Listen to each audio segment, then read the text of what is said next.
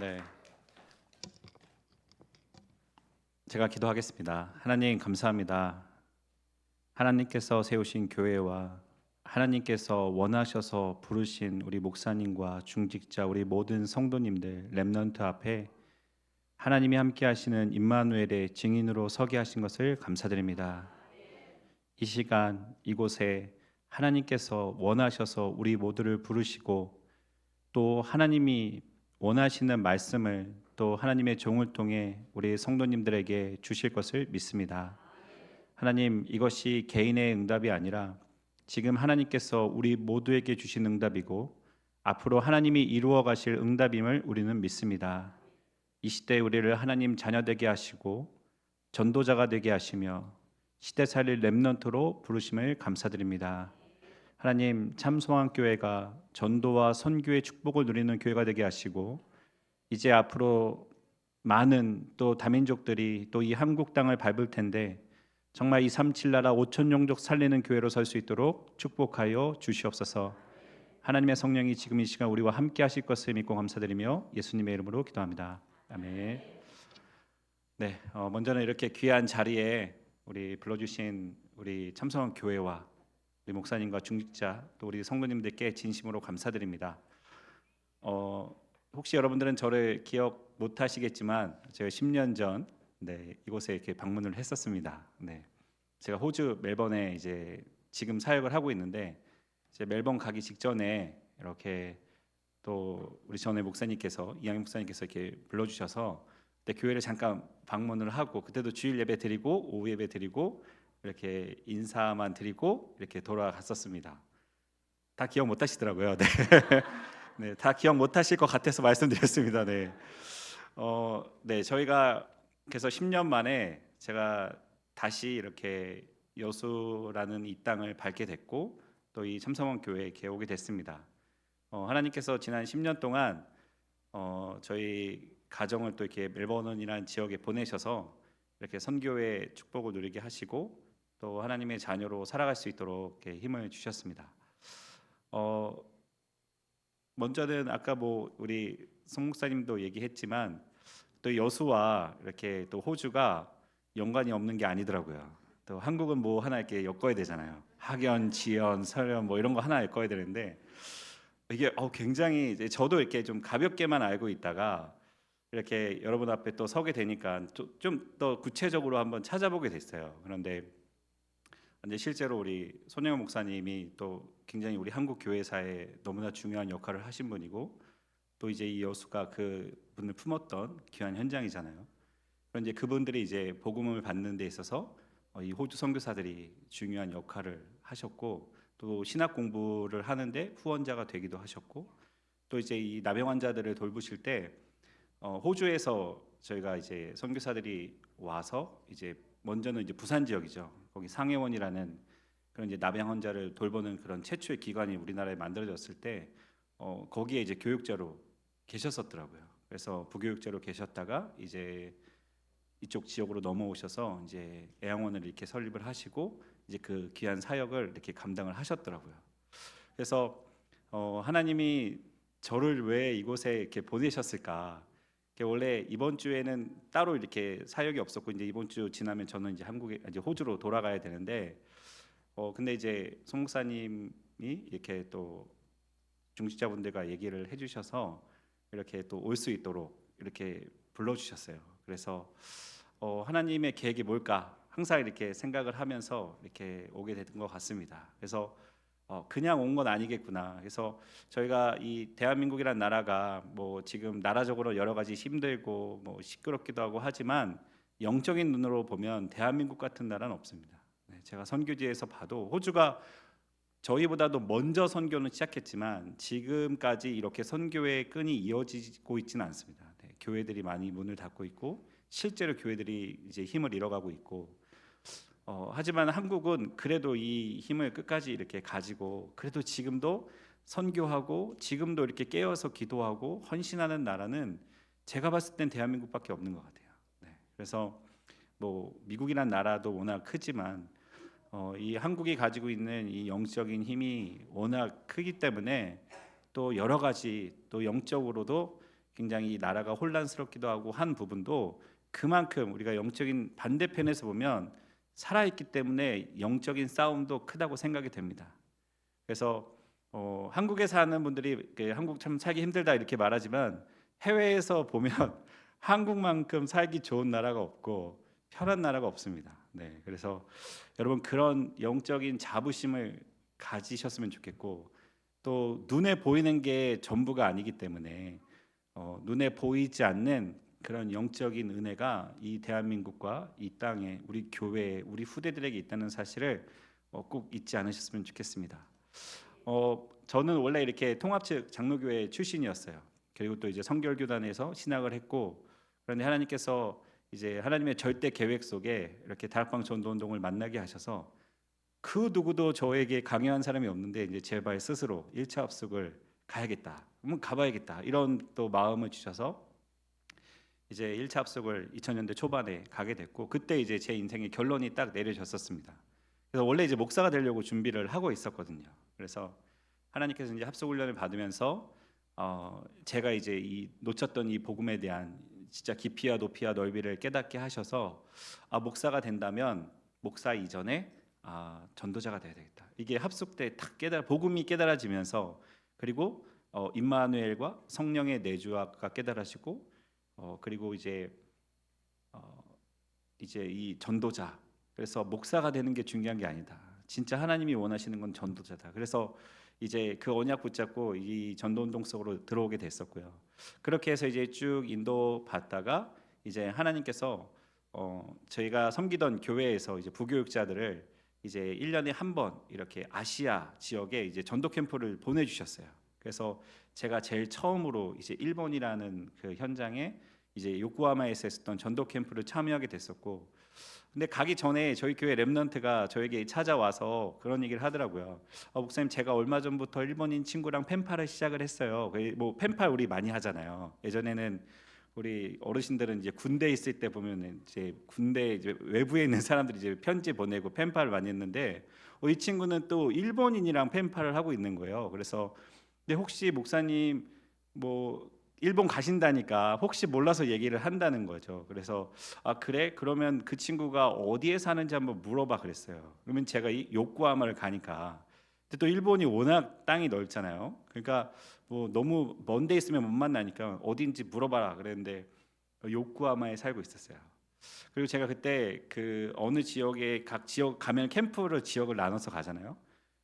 제가 간 지역이 찌르미 역 주변에 있는 교회 캠프를 갔는데, 이제 제가 일본어를 못하니까 일본어 하시는 분을 통해서 이제 그 친구 연락처를 받아서 연락을 하는데 그 동네 살고 있었어요.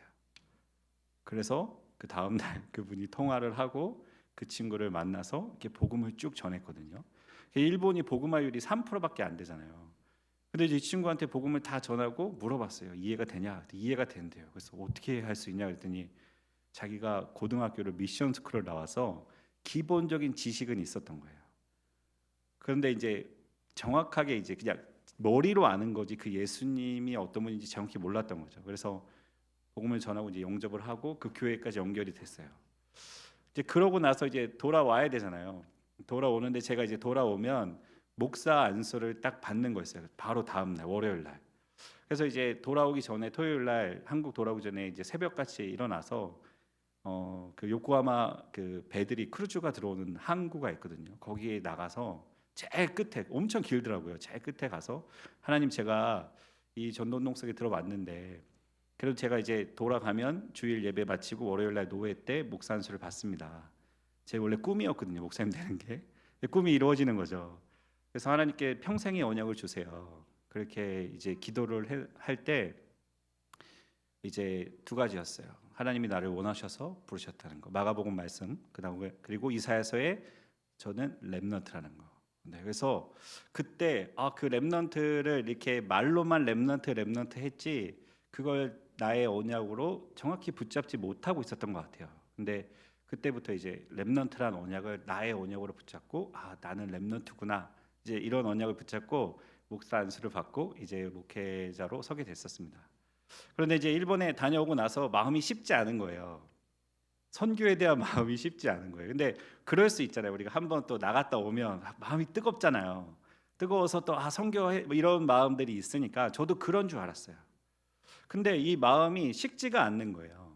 그래서 제 아내에게도 얘기하고 저희 담임 목사님에게도 제가 너무 마음이 그 일본 다녀온 이후에 쉽지 않아서 찾아가서 말씀드렸어요. 목사님, 제가 이번에 선교 현장을 다녀오고 나서 이게 지금 몇 개월이 지났는데 마음이 쉽지가 않습니다, 목사님. 이 마음을 모르겠습니다. 그랬더니 목사님이 더 기도해 보자 그러시더라고요. 그래서 이제 1년 지나고 그 다음에는 이제 홍콩을 가게 됐어요. 그래서 홍콩을 가서 이제 그때는 제가 제 아내에게 거의 매일 이 24 했거든요. 선교 24 포럼을 일본에 가야 된다 막 이렇게 했기 때문에 제 아내가 그때 또 퇴직을 하고 이제 집에서 쉬고 있을 때라 같이 한번 가보자. 그래서 이제 퇴직금을 가지고 이제 비행기표를 사서 이제 왜냐면 저 한 사람만 이제 비행기 값이 나오니까 나머지 가족들 저희 이제 둘째까지 태어난 지 얼마 안 됐을 때라 가족을 다 데리고 홍콩 집회를 참석을 했었습니다. 근데 그때 이제 하나님이 마음을 좀 기도 제목을 바꿔 주셨었어요. 그게 어떤 기도 제목이 있냐면 하나의 언어로 다민족이 사는 나라 가게 해주세요 이렇게 기도했었어요.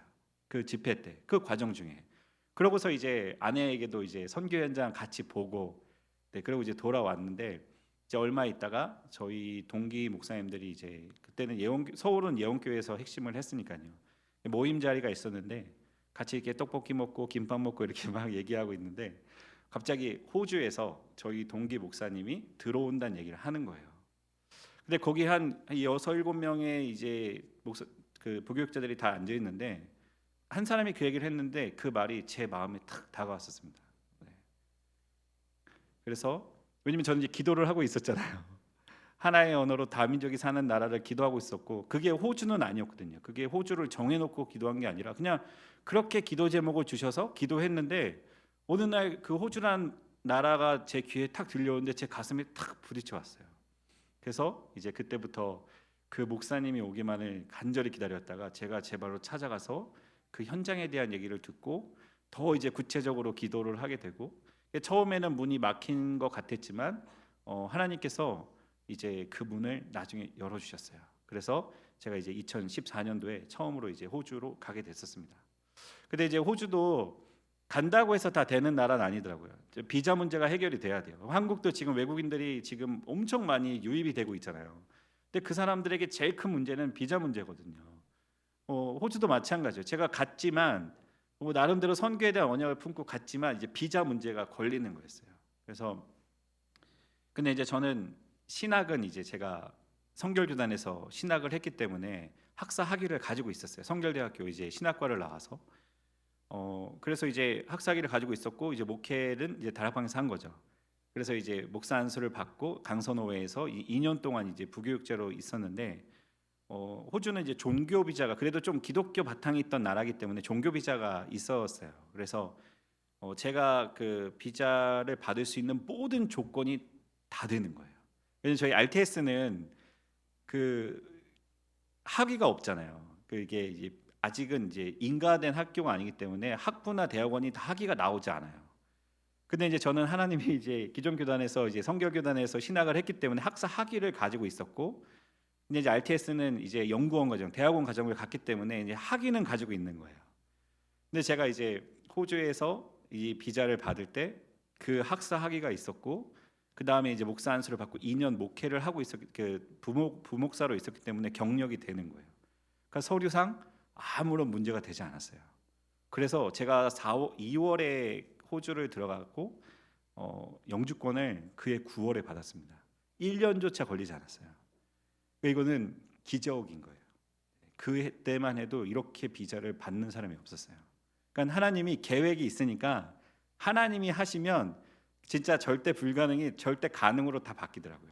네, 그렇게 해서 이제 비자를 받고 이제 호주에서 이제 생활을 시작을 하게 됐고, 근데 또 저는 계획이 이제 시드니에서 제가 이제 선교 사역을 하는 거였는데 이제 하나님의 계획은 이제 아니었던 것 같아요. 그래서 여러 가지 일들을 통해서 이제 저희 가정을 멜번 현장까지 보내셨습니다. 네, 그래서 이제 가기 전에 마지막으로 제가 들렸던 교회가 이제 여수 참사랑 교회예요. 네. 그래서 하나님이 아마 그때 왔다가 가게 하셨던 이유도 있지 않았을까라는 생각이 듭니다.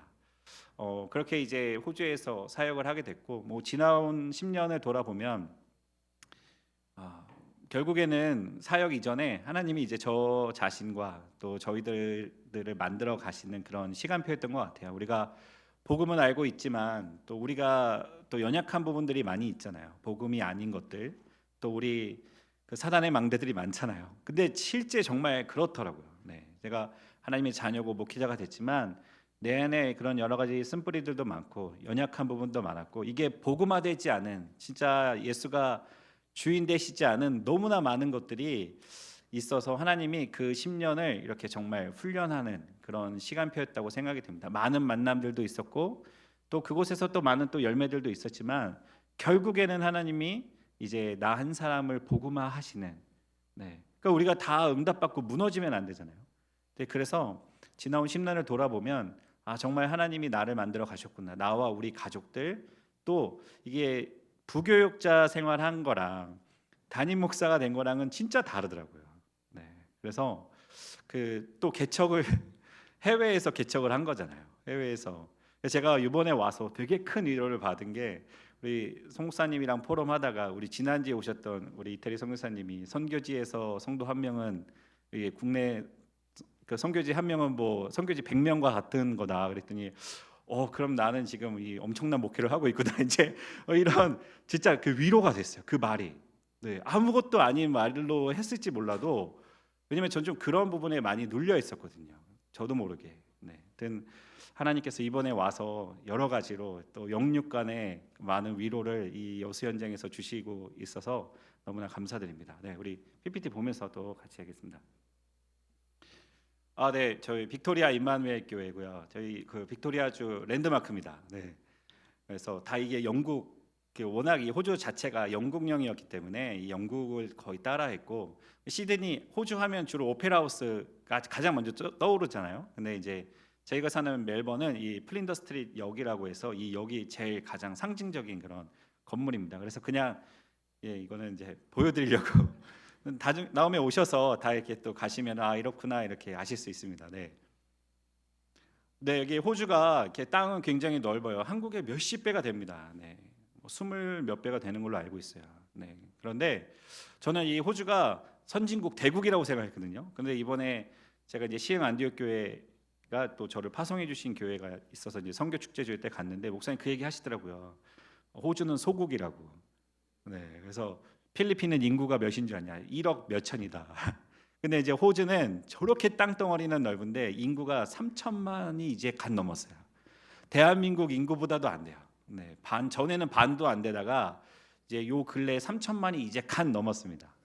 그러니까 땅은 넓지만 우리가 땅한테 복음 전하는 거 아니잖아요. 네, 그러니까는 이제 소국인 거예요. 네. 그래서 저는 그 중에서 제일 남쪽, 저 빅토리아주 제일 남쪽에 있는 여기 이제 제일 끝에 있는 곳에 살고 있습니다. 여러분들과 비슷해요. 여러분도 지금 그죠? 남한의 제일 거의 남단에 살고 계시잖아요. 저희도 마찬가지입니다. 그래서 그 빅토리아주가 이 호주 전체에서 제일 작은 주지만 정치, 경제, 문화의 중심지예요. 그래서 원래 그 좀 살짝 그 빅토리아 사람들이, 멜번 사람들이 시드니 사람들 무시합니다. 그럼 그렇게 무시해요. 근본도 없다고 막 이렇게 네, 뿌리가 없다 막 이렇게. 그래서 이 호주의 역사는 빅토리아주에서부터 거의 시작된다고 봐도 네, 상관이 없을 정도로 굉장히 역사적으로 이렇게 이 호주란 나라에 있어서 역사적인 나라고, 또 이 한국 선교가 시작된 곳이 바로 저 빅토리아주예요. 그래서 한국과 호주의 나라의 수교가 이제 60년이 조금 넘었어요. 그런데 호주가 한국에 선교한 역사는 130년이 넘었습니다. 그러니까 이제 선교사들부터 시작이 된 거죠. 이게 많은 그런 나라들이 그렇게 이제 시작을 하잖아요. 그런 것처럼 호주가 이제 한 136년 전이죠. 그때 이제 첫 선교사를 파송을 하고 그분으로부터 시작해서 이제 이 교류가 시작이 됐어요. 네. 그래서 지금은 이제 아까 보신 대로 이제 주로 이제 이쪽 서쪽이거든요. 서쪽에 주로 이제 선교사님들이 계시고, 저는 멜번에 이제 선교사님들이 없다가 이제 제가 이제 가게 되면서 이제 멜번에도 교회가 생겼죠. 그래서 제가 그 멜번에 가서 제가 이제 기도해서 응답받아서 갔다고 생각했는데 나중에 우리 선교사님들 만나서 같이 포럼하면서 알게 된 사실은 그분들이 그러시는 거예요. 저를 만나시면서 이제 멜번에 교회가 생긴 걸 아시고 그 제일 어른 목사님 사모님이 저 손을 꼭 잡으시면서 우리가 이 멜번 현장에 교회가 세워지기를 두고 얼마나 기도했는지 모른다고 다 그 얘기를 하시는 거예요. 그래서 이게 내가 응답받은 게 아니라 이미 앞서 가신 우리 선배님들의 또 우리 목사님 선교사님들의 기도의 배경 속에 내가 이 자리에 와 있는 거구나 이게 깨달아졌어요. 우리 여기 계신 중직자분들, 우리 성도님들, 우리가 기도하는 것들이 있었잖아요. 지금까지 하나님 앞에 언약 붙잡고, 근데 하나님이 다 듣고 계세요. 다 알고 계시고 지금 시간표가 아닐 수 있지 하나님 때가 되면 반드시 그 응답을 다 주신다는 거예요. 그래서 이게 우리가 그냥 응답받는 게 아니라 여러분들의 그 기도의 배경 속에 이런 응답들이 그 시간표에 맞게 하나하나 다 응답이 오더라고요. 그래서 이미 심은 기도도 응답받지만 지금부터 또 기도하시는 그 기도를 하나님이 반드시 응답하실 줄로 믿습니다. 네, 그렇게 해서 이제 빅토리아 주에서 이제 다민족 사역을 시작하게 됐습니다. 네. 그리고 이제 호주가 그래도 큰 형이에요. 이 오세아니아의 큰 형이기 때문에 호주가 움직여야 이 나머지 섬나라들 뭐 솔로몬, 바누아투, 뉴칼레도니아, 피지, 톤가 이런 나라들이 복음화가 됩니다. 그래서 실제로 이 호주 선교사들이 이제 이런 오세아니아 14개 섬나라들로 들어가서 선교 사역을 하게 됐고 이제 그 중에 한 분이 아까 말씀드렸던 이제 맥킨지 선교사라는 분이 이제 바누아투 선교하다가 한국으로 돌아오셔서 이제 호주 들어왔다가 이제 한국으로 오신 거죠. 이제 그 응답이 이제 저와 여러분에게까지 이어진 거예요. 그런 선교의 응답들이. 네. 그래서 지금 현재 그래도 호주에서 사역하고 계신 이제 5분의 선교사님이고 또 우리 한 분은 이제 나라담당 목사님이세요. 네.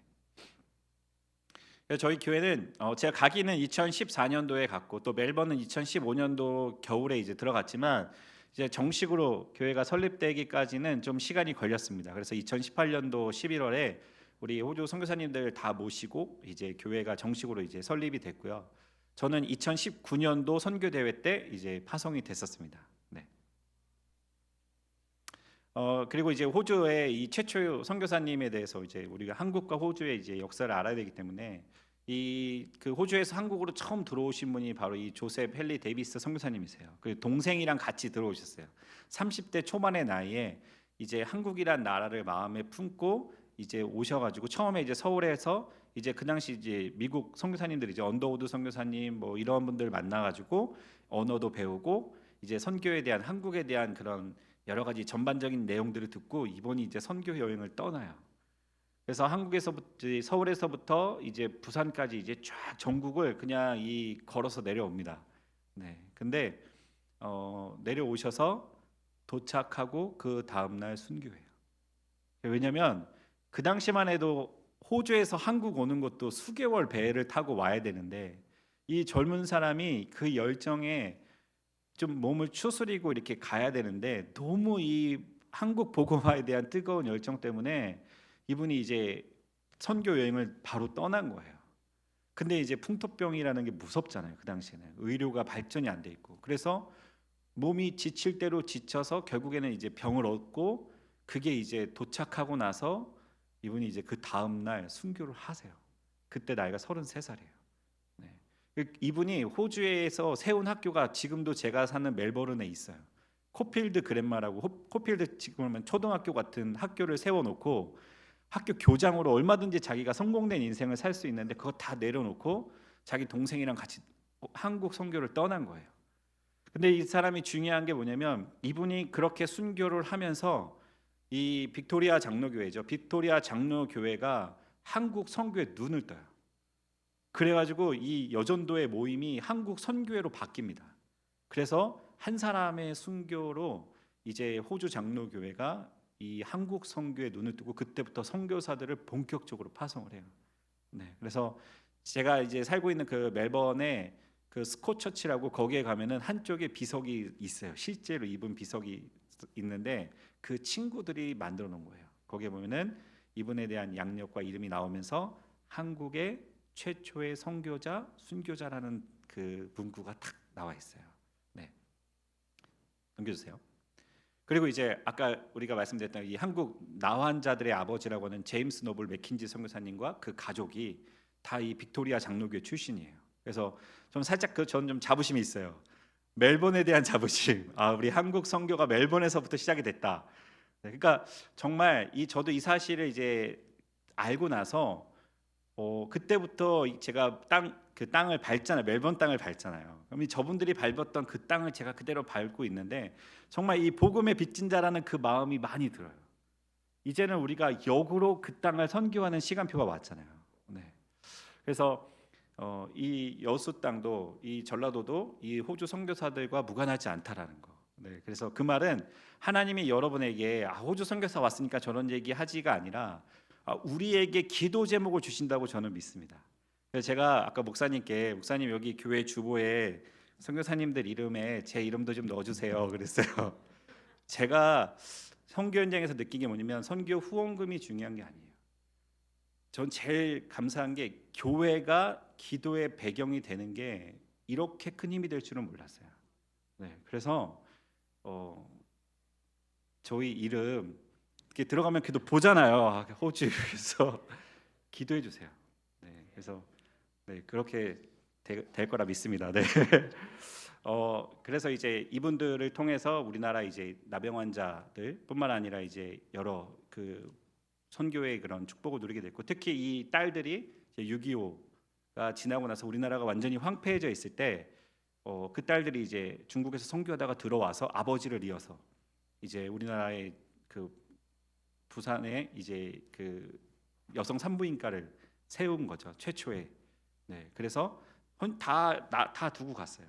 나중에 호주 돌아갈 때는 다 두고 완전히 자기들과 상관없이 그냥 깨끗하게. 근데 이제 돌아가기 전에 굉장히 이 교회가 힘들었거든요. 이 병원이. 그런데 이제 호주에 이제 공영 방송이 와가지고 그걸 다 촬영하고 이분들의 업적, 그 부모님들의 업적을 다 촬영해서 그때 이제 또 호주란 나라에서 엄청나게 많은 이런 후원들이 그 병원을 살렸어요. 그래서 지금도 그 부산 그 일신 기독병원이죠. 옛날 부인병원이었는데 지금까지도 그 교회가 그 병원이 이제 생긴 거고. 그래서 이제 유 목사님도 가끔 자기 이제 호주 선교사님들 얘기해 자기 어릴 때 다녔던 그 교회. 그래서 그 당시만 해도 이제 각 나라들 미국이나 뭐 여러 나라들이 이제 선교사들이 들어오면 땅을 나눴어요. 왜냐면 이제 중복되지 않게 하기 위해서. 이제 그래서 이제 그 호주 선교사님들이 이제 나중에는 이제 좀 경남 지역, 경북 지역을 맡아서 이제 하게 된 거죠. 그러니까 그 응답이 지금의 이제 저와 여러분에게까지도 이렇게 이어진 거예요. 네, 네, 넘겨주세요. 하나님이 참 선교 현장에서 재밌는 일들을 많이 하세요. 제가 이제 작년에 우리 일본에 있는 요네다 목사님이라고 이분을 이제 만나서 교제하면서 어떤 일이 있었냐면 이제 이분하고 오랜만에 만나서 이제 교제하게 되고 가까워졌는데 이제 선교대회 마치고 이제 이분이랑 인사하고 저 돌아가게 됐거든요. 호주로 돌아가는데 진짜 돌아가는 그 주부터 하나님이 일본 사람을 보내주셨어요. 네, 그래서 그러니까 이분이랑 제가 그 전까지만 해도 잘 알고 지내던 사이인데 뭐 하나님이 그렇게 뭐 서로 인사만 하지 막 깊은 대화를 하거나 교제를 하지 않았는데 작년 선교대회 때 이렇게 이분을 만나서 깊은 교제를 하게 하시더라고요. 그래서 이제 다음에 만나면 우리 또 그렇게 만남의 축복을 누리자 그러고 돌아가는데 그 돌아가는 주에 연락이 왔어요. 다른 곳에서 이번 주부터 일본인 유학생이 저희 교회에 나올 거라는 거예요.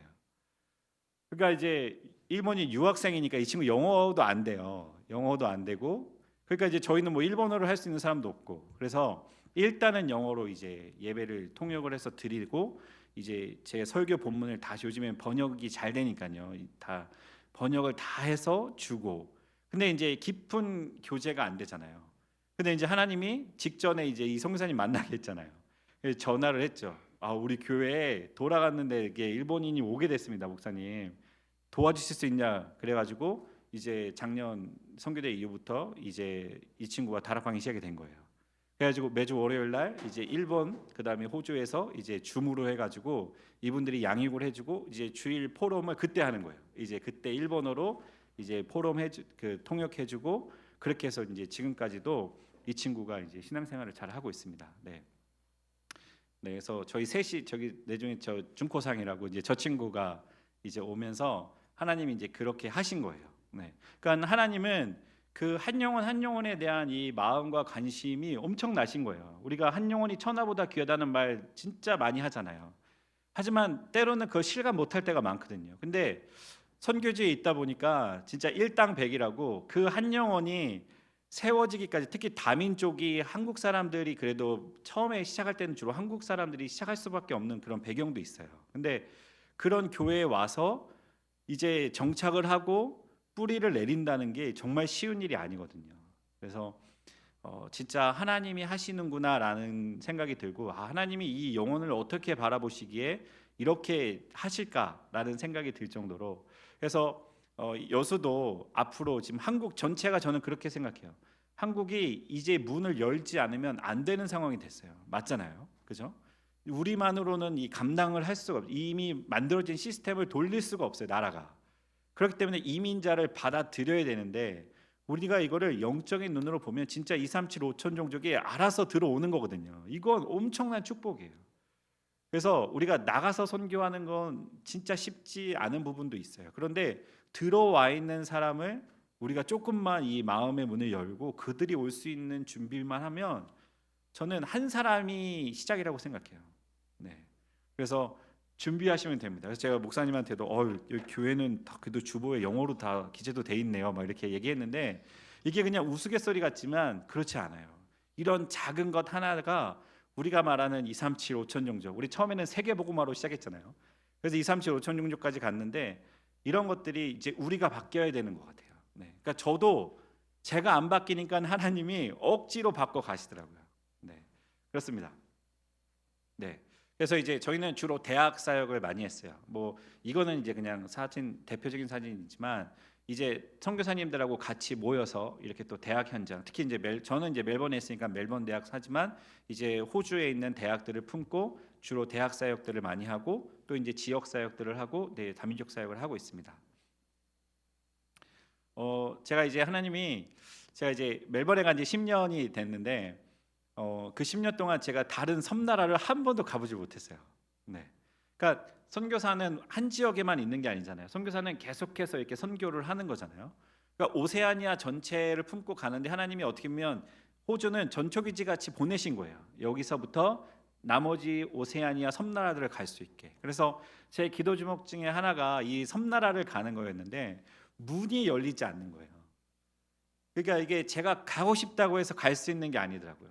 정말 하나님이 문을 여시지 않으면 안 되는데, 어, 작년에 이제 선교 대회 이후에 이제 하나님께서 이 파푸아뉴기니라고 하는 이 섬나라를 들어갈 수 있는 문을 열어 주셨어요. 그래서 우리 선교사님들과 연합으로 같이 이제 섬나라에 들어가게 됐고, 이 파푸아뉴기니는 식인하는 나라였어요, 실제로. 그리고 부족 국가고, 이 사람들은 200개가 넘는 부족이 있어요. 네, 그리고 언어가 700개예요. 그래서 이 사람들에게 적은 말이 안 통하면 적인 거예요. 네, 서로 이 부족 사회다 보니까 말이 안 통하면 적이고, 그래서 막 시기도 해요. 그리고 지금도 마녀 사냥하고, 제가 이제 페이스북에다가 그 이 나라 소식을 이제 듣고 싶어서 이렇게 가입을 해서 보면 좀 잔인해요. 지금도 막 이렇게 노상에서 막 사람 팔 자르고 다리 자르고 이런 일들이 막 이뤄지고 있어요. 그래서 한국에서는 여행 위험 국가로 되어 있어요. 그래서 제가 처음 갈 때도 좀 자료를 찾으면 너무 자료가 없는 거예요. 요즘에는 우리가 유튜브 들어가서 이렇게 어느 나라 치면 막 엄청나게 한국 유튜버들이 들어가잖아요. 뭐 어디가 어떻고. 그런데 이 나라에 대한 정보가 거의 없어요. 왜 그러냐면 여행 위험 국가고, 그냥 제가 노상에서 막 돌아다닐 수가 없어요, 외국인들이. 그러니까 이제 사람들이 기피하는 나라인데, 이번에 이제 문을 열어주셔서 이 현장을 가게 됐고, 정말 하나님께 감사한 거는, 우리가 과거에 예수는 알지만 그리스도를 몰라서 이 복음을 100% 이해 못하고 그냥 예수님 믿지, 예수가 그리스도라는 이 복음, 정확한 복음을 모르고 우리도 신앙생활을 오랫동안 했었잖아요. 근데 이제 파푸아뉴기니도 그 이 주로 이제 호주에 있는 선교사들이 많이 들어가면서 복음화돼서, 그래도 많이 사람들의 생각도 바뀌었지만, 이 교회들이 굉장히 신비에 빠져 있거나 아니면은 뭔가 이상한 그 토착화된 그런 교회들이 많이 있었어요. 그러니까 정확하게 그리스도의 의미, 예수는 알아요. 근데 그리스도가 뭔지를 물어보면 설명할 수 있는 사람이 아무도 없어요. 네. 그러니까 우리는 이제는 당연한 건데, 지금 이제 14개 섬나라에 들어가 보면 진짜 대부분의 많은 사람들이 그리스도와 이 복음에 대한 우리가 말하는 구원의 길의 그 정확한 내용들을 그냥 모르는 거예요. 네, 그래서 여기는 저희가 개인적으로 막 사역을 할 수 있는 곳이 아니기 때문에 이제 이렇게 교회를 연결해서 이렇게 교회들과 함께 이제 부족에 들어가는. 그래서 부족 사회도 들어가려면 저희가 들어갈 수가 없는 거예요. 그 부족 사람을 데리고 들어가야 되는 거예요. 그래서 지금은 이제 이런 선교의 또 응답을 하나님이 주셔서 이제 이 오세아니아 섬나라로 들어가고 있습니다. 네. 그래서 이제 이때도 이제 부족장님이 허락을 해서 이 마을에 들어간 거예요. 마을에 들어가서 마을 회관 같은 곳에서 이제 사람들 이제 부족장님이 모아 주신 거예요. 그래서 이분들이 이제 다 이게 아직은 나라가 이제 많이 어렵다 보니까 이제 시급이 최저 시급이 1,000원도 안 되거든요. 그러니까 진짜 우리가 복을 받았구나라는 생각이 많이 들었죠. 그 현장에 가서도 뭐 호주에 있다 보니까 이제 그런 걸 못 느끼다가 이제 실제 이제 저런 현장에 가서 보니까 야, 지금 내가 얼마나 큰 축복을 받고 있구나라는 거를 절실하게 느낄 수 있겠더라고요. 그래서 이분들하고 이렇게 다른 사역하지 않았어요. 정말 우리의 구원의 길 가장 기본 메시지지만 그게 전부잖아요. 그리고 제일 필요한 말씀이 그거더라고요. 다른 게 필요 없더라고요. 그리고 제가 그곳에서 이제 말씀 사역을 하면서 느낀 게 뭐냐면 우리나라가 이제 일제와 또 조선 시대부터 이제 일제 그다음에 6.25까지 엄청나게 힘든 그 과정들이 있었잖아요. 그런데 이제 하나님께서 그런 이 대한민국을 복음화하시고 그러면서 축복하시고 또 이 대한민국이 지나온 역사 속에서 지금처럼 발전하게 된 그 우리는 산 증인이잖아요. 하나님이요 그걸 증거하게 하셨어요. 어떻게 하나님이 복음이 들어간 나라 가장 어떻게 보면 저 파푸아뉴기니보다 더 못 살았잖아요. 진짜 6.25 전쟁 이후에는 얼마나 황폐했던 나라예요. 그런데 그런 나라에 하나님 복음을 통해서 진짜 전 세계 유례 없는 새벽 기도하는 나라 유일하게 네. 그 우리 부모님들의 그 헌신과 기도와 진짜 하나님 앞에 세워지는 그 응답 속에 이 나라가 지금 불과 몇십 년 만에 이렇게 세워졌다. 이 사람들이 눈이 동그래져요. 그게 사실이냐고 안 믿는 거죠. 어떻게 몇십 년 만에 가장 가난한 나라에서 지금은 세계에서 손꼽히는 나라로. 근데 우리는 알잖아요. 우리 부모님 세대의 헌신과 그런 수고도 있지만 우리의 믿음의 그 기도와 바탕 위에 이 나라가 세워졌잖아요. 네, 하나님이 그러니까 이 대한민국이 무너질 수 없다고 생각해요. 하나님이 앞으로도 이 대한민국을 사용하실 거예요. 네, 여러분이 그 주역이에요. 여러분 이 시대에 모세, 뭐 요셉, 렘넌트 7명, 성경 쓰기 7명 다 죽었잖아요. 다 죽었어요. 뭐 그분들이 와서 사역하는 시대가 아니에요. 지금은요 저와 여러분이 그 성경 속의 인물인 거예요. 저와 여러분이 모세고, 저와 여러분이 에스더고, 그죠? 네, 한나고, 성경 속에 나오는 여인들이고 남자들이고 우리가 응답받고 우리가 쓰임 받는 시대예요. 하나님이 저와 여러분들을 남은 자 렘넌트로 부르신 줄로 믿습니다. 네, 네. 그래서 이렇게 쭉 이제 현장에서 오직 복음만 전하고 이 동네예요. 그 갔던 동네 저 밑에 다 쓰레기예요. 그 쓰레기 위에다가 집 짓고 사는데 정말 이렇게 상상할 수 없는 그런 현장이지만 또 넘겨주세요. 되게 그래도 감사한 게 뭐냐면 아직도 그래도 순수함이 있어요. 이게 지금 저녁 시간에 저녁 집회 때 모여서 예배 드리는 거예요. 평일날. 여기 다 동네거든요. 동네인데 저 스피커 틀어놓고 막 반주하고 만약에 우리가 여수에서 여기 동네에서 여러분 이렇게 여기 청년들이 나가가지고 저녁 밤 8시 9시에 저러면 어떻게 되죠? 신고들하고 다 잡혀가잖아요. 막 해산되고 여기는 그렇잖아요. 저희가 막 2시간 예배 드리는데 뭐 동네 사람들 아무도 뭐라는 사람이 없어요. 이 복음이 그래도 들어가서 나라가 바뀐 거예요. 비록 아직까지 이 복음을 희미한 복음으로 살아가고 있어도 그래도 그 희미한 복음이라도 들어가서 이 나라가 막 사람 잡아먹고 막 그냥 이래던 나라가 그래도 바뀌어서 예배하는 나라로 그래도 하나님 찾는 나라로 바뀌어 있는 거예요. 그래서 저는 이분들에게 그랬어요. 여러분의 나라는 복받은 나라라고. 누릴 수 있을 때 하나님 예배할 수 있을 때 마음껏 누가 신고 안 할 때 마음껏 예배해라. 조금만 생각 바뀌고 조금만 이제 생활 수준 올라가면 이제 이렇게 예배 못 드린다. 네, 그렇잖아요. 네, 우리나라도 그랬잖아요. 네, 네 넘겨주세요. 자 하나님이 왕 앞에 세우신다 그랬잖아요. 우리 이게 파푸아뉴기니 총리 앞에 그래도 세우셔서 이 총리가 저희들이 이제 목사님들이 앉아 있으니까 호텔에 앉아 있으니까 찾아왔어요 이 사람이. 그러니까 지나가다가 뭐 하는 사람이냐고 이제 물어보더라고요. 그래서 우리 선교사다. 그래서 저희가 기도하는 게 이제 다음에는 이 마페라 총리를 만나서 이제 복음으로 깊은 대화를 나누고 또 우리 오세아니아 렘넌트 집회가 파푸아뉴기니에서 열리기를 저희가 다음에는 이제 그분들 만나가지고 정식으로 이거는 정식적인 만남이 아니었기 때문에 저희가 이제 많은 얘기를 할 수 없었지만 다음 이제 3차, 4차 캠프 때는 이제 그런 얘기들을 좀 깊이 있게 나누려고 생각을 하고 있습니다. 하나님이 말씀대로 이렇게 세우시더라. 우리가 막 억지로 만나려면 만날 수 없는데 찾아와서 누구냐고 물어보고 사진 같이 찍자고. 이분이 저희가 중국 부자들인 줄 알았나 봐요. 그래서 이 땅 좀 중국 사람들이 이렇게 와서 돈을 막 이렇게 지금 그런 시간표라 이제 아시안들인데 여기 지금 호텔에 와가지고 저렇게 이제 있으니까 아마 그래서 좀 물어봤던 것 같긴 한데 그래도 네 하나님이 총리 앞에 또 서게 됐습니다, 여러분. 이게 참 렘넌트의 길을 가는데 이렇게 하나님이 이제 하나하나 그 말씀의 성취의 현장으로 인도하시더라고요. 네. 그리고 이제 저희도 이제 계속해서 이제 대학 우리 한국에서도 같이 와서 이 대학 캠프도 진행하고 있고요.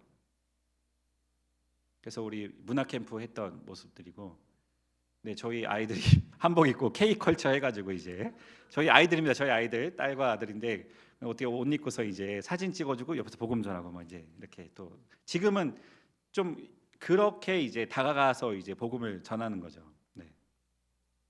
그리고 이제 2차 캠프 때는 감사하게 정확하게 이제 한 가정, 한 교회가 연결이 됐어요. 이게 연결이 돼야 선교가 시작이 되는 거예요. 파푸아뉴기니는.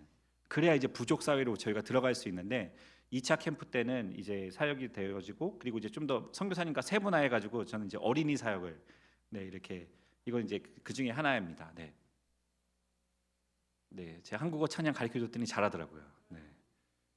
그래서 이제 계속 이제 이 교회가 이제 다음 3차, 4차 캠프 때는 이제 합숙을 하기로 했어요.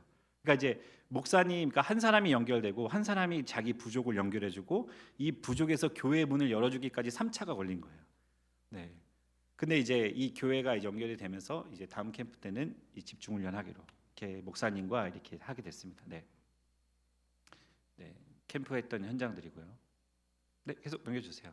이 가정이 이제 쿠퍼 가족, 아까 쿠퍼 가족이 이번에는 이제 완전히 이 사람들이 이제 말씀 속으로 들어오는 그런 시간이었어요. 네. 또 이제 목회자 자녀들 팀 사역도 하고요. 우리 아까 코키 교회 목사님, 되게 그러니까 이 사람들이 연결되기까지 진짜 맨 땅이었지만 이 성령인도 받아가는 그 과정들, 아 이게 진짜 하나님이 하시지 않으면 안 되는 일이구나라는 것들을 절실하게 느낀 현장이었습니다. 저희 교회 성도들 이번 부활주일 때 우리 초청 예배로 드렸어요. 그래서 다 검은 머리지만 여기 한국, 중국, 말레이시아, 그 다음에 네 일본, 북한 이렇게 지금 5개 네 사람들이 이제 모였고 저희도 뭐 아직은 많이 미약합니다. 미약하지만 일당 100으로 생각하면 지금 저도 뭐 몇천 목회를 하고 있는 거기 때문에 네 그래서 여러분들의 기도가 또 절실히 필요하고. 제자 한 사람 세우기가 쉽지 않은 것 같지만 그 제자 한 사람 진짜 24할 수 있는 제자가 세워진다면 또 이제 제가 있는 지역에서도 또 지역을 넘어서 오세아니아를 살리는 또 그런 응답들을 하나님께서 허락하실 거라고 저는 믿습니다. 네. 마지막으로 이제 제가 저에게 주셨던 또 마지막 응답들을 은혜를 나누고 싶고 여러분들과 이제 마친다면 지금 저와 여러분 또 우리 교단과 우리 모두가 진짜 준비된 전환점에 선 것 같아요. 그 속에 저와 여러분은 남은 자입니다. 네, 참 우리가 이 복음 때문에 이 길을 걸어왔잖아요. 그래서 저와 여러분은 시작도 예수 그리스도였어요. 그죠? 지금도 우리가 여기 남아 있는 이유는 예수 그리스도 때문에 남아 있고 저와 여러분의 결론도 예수 그리스도예요. 네, 그거밖에 없습니다. 네, 그래서 하지만 지금 이 시간표는 정말 중요한 전환점의 시간표라는 생각이 들어요. 네, 그래서 더 우리가 하나님 앞에 집중하면 되는 줄로 믿습니다. 하나님 여러분 사랑하십니다. 그래서 제가 이번에 선교대 나오면서 꼭 만나는 분들한테 이 고백을 해야 되겠다 생각했는데 하나님 여러분 사랑하신다는 거. 그리고 저와 여러분은 세상을 살릴 능력을 가진 렘넌트입니다. 그리고 네, 또 넘겨주세요. 제가 작년 세계 랩넌트 대회를 통해서 저도 이렇게 많이 흔들렸었는데 또 많이 이렇게 낙심하고 때로는 뭐 그런 보이지 않는 터널을 걸어왔었는데 하나님이 작년 랩넌트 대회 때 저희 오세아니아 많은 랩넌트들이 초청이 됐잖아요. 저희 가족들이 특히 아이들이 이제 목회자 자녀로 초청이 되면서 작년에 같이 오게 됐었어요. 근데 그때 하나님이 저 개인적으로는 저희 가족들에게는 이 말씀으로 이렇게 저희를 위로하시기도 했지만 이렇게 마음을 딱 다잡게 하셨던 것 같아요. 뭐냐면 하나님의 사람은 하나님이 알아서 한다는 거. 네, 그래서 저보고 정죄하지 말라고 그래서 네, 그랬고 또 그러면서 하나님이 렘넌트 집회를 참석하면서 주신 언약은 후대에게 복음이 증거되고 언약은 전달돼야 된다. 렘넌트 운동 해야 된다. 그 말씀이었어요. 그러면서 이제 저 개인적으로는 그때 뮤지컬도 했잖아요. 중직자분들이 하나님 제 자신에게 진짜 네가 하나님 믿고 있냐? 이렇게 정확하게 질문하셨던 것 같아요. 왜 흔들리고 있냐? 네가 하나님 믿으면 이렇게 흔들 수 있냐? 이제 이런 개인적인 그때 저는 엄청 제 자신이 하나님 앞에 좀 다시 서게 되는 시간이었던 것 같아요. 네. 그리고 그러면서 이제 제 사명에 대해서 다시 확인시켜 주신 게 어떤 문제, 환경, 어려움 앞에서도 하나님의 뜻이면 우리는 이 길을 가야 된다. 그래서 그때 딱 마음을 확정했어요. 그렇게 확정하고 나니까 열어주신 게 파푸아뉴기니였어요. 네. 그리고 돌아가고 나니까 참 신기하죠. 내 마음이 확정이 되고 하나님 앞에서 이 전도 운동에 대한 하나님 중심으로 마음이 확정이 되고 나니까 하나님이 열어주지 않던 문들을 그때부터 열어주시더라고요. 네. 그래서 제가 이런 포럼을 하고 싶었어요, 여러분들하고. 그리고 사람이 욕심이 있잖아요. 나도 드러나고 싶고 그런 욕심이 있잖아요. 그런데 하나님이 돌아가고 나서 하나님이 하시는 하나님의 방법을 보게 해주셨어요. 그래서 구약 시대에 보면 주로 하나님은 한 사람 들어서 하나님의 말씀을 대언하게 하세요. 하나님의 계획과 뜻을, 그죠? 선지자나 이런 제사장들을 통해서 말씀하시면 그 사람은 전달해요. 그러면 그 언약을 누가 가지고 왔냐? 제사장들이 이제 장로님들이 이제 전달을 하죠, 사람들에게. 근데 여호수아서 3장에 이제 제가 호주 돌아가서 보니까 이제 요단강 건너는 중요한 시간표에 하나님 여호수아에게 말씀하세요. 그리고 여호수아는 그 얘기를 제사장들에게 전달합니다. 그러면 여호수아가 요단강에 들어가냐? 그렇지 않았어요. 그 언약을 받은 제사장들, 이름도 거론한 데 무명의 제사장들이 언약궤를 메고 요단강을 들어가요. 그리고 하나님 뭐라고 하시냐? 요단강 중심에 서라 그래요. 그리고 나서 백성이 다 지나갈 때까지 그 제사장들은요 언약궤를 메고 그 자리를 떠나지 않아요. 그때 제가 보였어요. 아, 나는 지금 그 언약궤 메고 지금 요단강 중심에 서 있는 제사장이구나. 그래서 제가 되게 부끄러운 얘기예요. 인간적으로 막 나도 뭐 이렇게 드러나고 싶고 막 이런 부끄러운 그런 인간적인 마음들을 나는 아무것도 아닌 것 같고 막 저 남들이 오지 않는 호주에 와도 다 시드니 가고 브리즈번 가지 멜번에 안 오거든요. 참 너무 남쪽에 있다 보니까 나는 항상 뭔가 이렇게 그냥 그런 마음이 드는 거예요. 인간적인 마음이 되게 부끄러운 제 고백이에요. 근데 하나님이 그렇지 않다고, 그 요단강 중심에서 너는 지금 너희 교회 성도들, 장로님, 권사님, 중직자들 다 그 요단강 건너서 하나님 역사의 그 중심에 서서 그걸 보고 있는 거라고. 그 언약궤 메고 있는 제사장이 너라고. 이렇게 그 마음을 주셔서 그러면 하나님 나 이제 내 이름이 드러나지 않아도 괜찮아요. 누가 나를 몰라줘도 괜찮아요. 뭐 아무도 오지 않는 저 남쪽 나라에 저 그 멜번 현장에 남극이랑도 가깝거든요. 그 정도로 저희 최남단에 있어요. 그래도 하나님 내가 이 언약궤를 맨 제사장으로서 나는 이 축복의 중심에 섰습니다. 너무 감사했어요. 다 보자 우리 가족들 지나가는 거 보고 얼마나 감사해요. 우리 교회 성도들이 막 요단강 건너갈 때 다 막 우리 목사님이 저기 서 있다고 막 손들어줬을 거 아니에요. 조금만 더 버티세요. 그래요, 빨리 가세요. 이제 정말 빨리 가세요. 이런 마음으로 있었겠지만 참 하나님이 그렇게 우리 모두를, 또 저와 여러분 모두를 사용하고 계시다는 거예요. 네. 그래서 기도 응답은 반드시 됩니다. 제가 이 삶들의 응답이 2014년도에 시작이 됐고 또 자녀를 위한 기도를 하나님이 15년 만에, 제가 자녀가 태어날 때부터 기도했었는데 그거를 응답으로 보기까지 15년이란 시간을 허락하셨어요. 그래서 올해 올해 초에 제가 이렇게 기도했던 제목이 응답이 돼서 하나님이 하나님 기도에 응답하시는구나 깨닫게 하셨어요. 그래서 뭐 제가 구체적인 얘기는 하지 않겠습니다. 그래서 저희 자녀들이 한 세 번째 듣고 나니까 이제 그만 좀 하라 그래가지고 네, 뭐 어떤 인간적인 응답이 아니라 그냥 이렇게 기도했었는데 이 응답을 하나님이 듣게 하신 거예요. 응답하고 계시다는 거. 근데 이거를 누가 알려주는지 아세요? 하나님이 민수야 내가 이렇게 응답했어 이렇게 말씀하시는 게 아니라 제가 챗 GPT에다가 뭐를 검색하다가 좀 챗 GPT 쓰시잖아요. 뭐 물어보잖아요. 우리가 일반적인 것들을 막 물어보는데 챗 GPT가 거기에 대한 답변을 몇 자로 탁 적어줬는데 그게 제가 저희 아이가 태어날 때부터 기도했던 내용이었어요. 근데 그 문구를 그대로 그 첫 번째 문장에다가 탁 써주는 거예요. 이 아이는 언어에 능통한 자입니다. 딱 이렇게.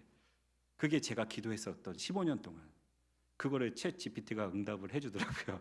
네. 제가 북한 선교의 제 인생의 땅끝은 북한으로 생각하고 있어요. 우리가 7여정의 그 응답 속에 저는 지금 호주는 제 인생의 마게도냐라고 생각하고 있거든요. 제 인생의 땅끝은 북한 선교, 북한으로 역선교하는 거. 그래서 호주 가기 전부터 하나님이 이 응답을 주셨어요. 호주를 두고 기도할 때. 근데 탈북자를 드디어 북한에서 10년 만에 만나게 해주셨어요. 네. 전 이거 응답이라고 생각합니다. 10년 만에 찾아온 응답, 또 자녀를 위한 기도는 15년 만에 찾아온 응답. 오세아니아 섬나라 가는데 걸린 시간 10년 걸렸어요. 네. 호주에 있으면서도 하나님 반드시 응답하시는 줄로 믿습니다. 네, 그래서 아까 이제 마지막으로 여러분들께 말씀드렸던, 네, 하나님이 이제 이번 선교 대회 마치면서 이렇게 탁 마음에 그런 마음 주셨어요. 민수야, 제가 민수잖아요. 민수야, 아까 우리 70인 제자들이 현장에 나가서 막 귀신도 쫓아내고 막 이렇게 병든 자도 고치고 막 놀라운 기적과 이사를 행할 때 예수님이 마지막에 제자들한테 하신 말씀이 그래 맞아. 근데 귀신이 쫓아지고 병든 자가 고쳐지고 영혼이 구원받는 것도 좋지만 네가 구원받았어. 네, 너의 이름이 하늘에 기록되어 있어. 그 증거인 거예요. 저와 여러분이 복음 때문에 지금까지 그 수많은 핍박과 그렇잖아요. 말들을 들어가면서 우리가 여기까지 왔고 또 우리가 여기까지 걸어오는 여정 중에 하나님이 반드시 증거를 주셨어요. 우리를 통해 가문이 복음화되어지고 내 친구, 내 이웃이 복음받고 구원받고. 하물며 제가 만났던 어떤 분은 호스피스 병원에 있었어요. 다 말기암 환자였고 그런데 가자마자 저희 어머니가 그 아저씨 딱 보면 저 처음 보는 사람인데 복음을 전하래요. 복음을 전해달래요. 그래서 아저씨한테 복음을 전했어요. 영접을 하고 이 부인이 그 다음날 바로 목사님 모셔다가 세례를 받게 했어요. 그리고 혼수 상태에 들어간 거예요. 그런데 그렇게 있다가 며칠 있다 아저씨가 깨어나서 이 사람은 그 양가 집안에서 다 예수 믿는데 딱 한 사람 예수 안 믿는 사람이었어요. 하물며 교회도 한 번 안 가본 사람이에요. 근데요 하나님이 그 가족들의 기도를 들으시는데 이 아저씨가 복음 받고 세례 받고 혼수 상태로 들어갔다 그랬잖아요. 며칠 있다 딱 깨어났어요. 저희 아버지는 이미 혈압이 낮아져서 3인실이면 그분들이 이제 충격받을까봐 그렇게 이제 혈압이 낮아지면 이제 곧 돌아가실 거라 그분을 1인실로 옮겨놓거든요. 그러니까 이제 저희 어머님은 1인실에서 일주일을 대기하시고 나머지 3인실에 그 2명 중에 가운데 있는 아저씨가 이제 그 복음을 받으셨는데 이 아저씨가 딱 깨어나서 하는 첫 마디가 예수님이 자기를 데리러 오셨다는 거였어요. 그래서요 그 시간에 그러니까 혼수 상태에 있던 사람이 갑자기 깨어나서 예수님이 자기를 데리러 왔다면서 가족들한테 전화를 다 돌렸어요. 다 돌리고 그 다음에 자기 아들한테 돌리고 못 왔거든요. 그리고 딸하고 자기 부인한테 얘기하고 그리고 손을 들면서 지금 나 천국 간다고 손을 들고 운명했어요. 그걸 누가 얘기해 줬을까요? 세 번째 아줌마가 그걸 다 본 거예요. 그걸 저희들한테 얘기를 해줬어요. 그 과정들을. 그래서 저도 있었거든요. 거기 저희 아버지 그 1인실에 못 들어가게 하는 거예요. 거기를. 근데 세 번째 분이 그걸 다 보고 얘기를 해주셨어요. 이거는 여기 계신 여러분 우리가 걸어온 자취 이거는 그냥 하나의 단편적인 얘기예요. 네. 저와 여러분이 구원받았고 이미 저와 여러분의 이름이 하늘에 기록되어 있습니다. 하나님께서 앞으로 저와 여러분들을 통해서 하실 일이 많으세요. 흔들리지 마시고 끝까지 남은 자의 축복을 누리는 저와 여러분 모두가 되기를 주님의 이름으로 축복합니다. 기도하겠습니다. 하나님 감사합니다. 이렇게 귀한 교회에 귀한 우리 성도님들을 만나서 부족하지만 하나님이 하시는 일들을 포럼할 수 있도록 은혜 주신 것 감사드립니다.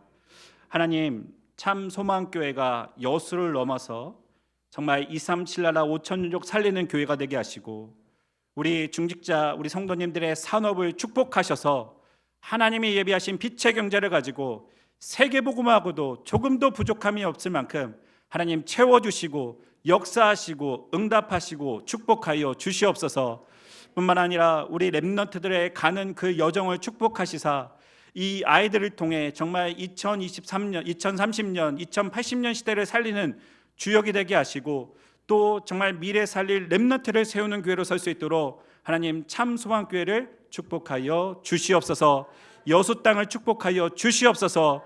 우리 모든 중직자들과 성도님들의 삶을, 가정을, 가문을, 미래를 축복하여 주시옵소서. 감사드리며 예수 그리스도의 이름으로 기도하옵나이다. 아멘.